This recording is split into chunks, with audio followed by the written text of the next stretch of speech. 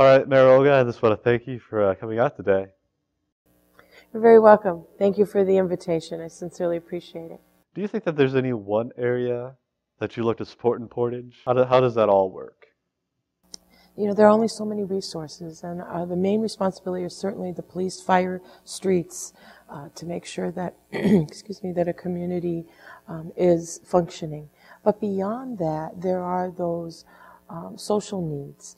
And while government can't provide those on a day-to-day basis, we can certainly mobilize volunteers through the Day of Caring, through the Rebuilding Together, through the faith communities I mentioned, and the compassionate ministries, and supporting those functions in whatever way, whether as a leader saying these are a great value to our community and encouraging others to step up and support, or whether it's through a donation.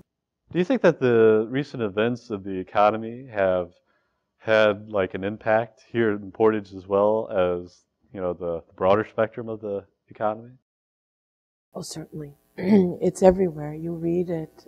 You read it every day that there are companies shutting down or companies laying people off. And I'm sure that there are many of our citizens that are hurting in the same way. I've been involved in many activities in the last couple of months that in order to participate or come to the gathering, we've asked people to bring additional items to help support our food pantry.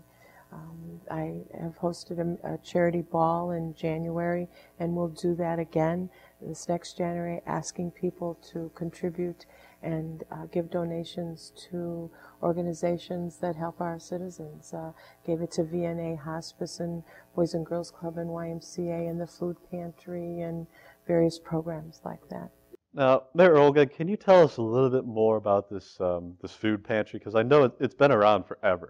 The food pantry is located on Central Avenue in there's an old school there that houses the adult education program. And on Fridays, they have staff there that they disperse food resources, and they just ask that people are responsible. They don't, put you through a whole lot in terms of proof of income and all of that, but that they ask that, it is really for the truly needy, people that are down and out.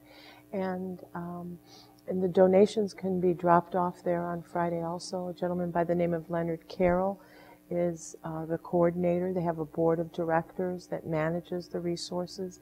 They access food from a program, Northwest Indiana Harvest, and they're able to get like some excess government commodities to be able to disperse, and then also just through the donations of the community. Okay, so say I'm sort of this is a grassroots kind of guy, just like trying to get involved in, say, volunteering in the city. Where are some places that I can go to kind of get a start? How you can get involved and participate? Certainly, you can stop at the mayor's office. You could stop at the Chamber of Commerce. Those are two places that have listings of volunteer opportunities, how to get involved.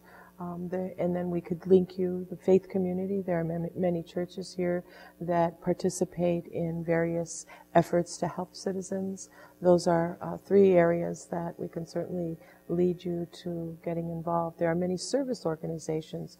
We have Rotary Club and Kiwanis and Exchange Club, to name the first three. I don't want to leave anyone out, but those service organizations are getting involved in specific areas. Kiwanis addresses needs for children and youth, and they raise money for Riley's Children's Hospital and do a variety of other activities that contribute directly to our community. I just recently was communicating with them. They did a dictionary project for second or third graders throughout our whole school system, and raised funds to be able to put a hard copy dictionary in every child's hand. Some who don't have access to the internet or computer, they still had that hardbound book. So there are those service organizations that have been really trying to put a push for new involvement. They're seeing we're an aging society, and they're seeing the membership older, and they're wanting to inspire our youth and young adults to see that service and participating in service to your community is very important.